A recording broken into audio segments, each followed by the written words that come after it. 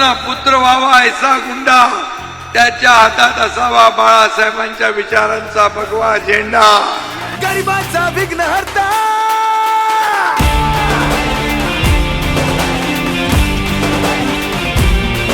एकनाथ शिंदेला एवढं हलक्यात घेऊ नका. तुम्ही हलक्यात घेतलं म्हणून 2 वर्षापूर्वी टांगा पलटी करून टाकला. हे धर्मनिष्ठ न्यायप्रिय गरिबांचा विघ्नहर्ता.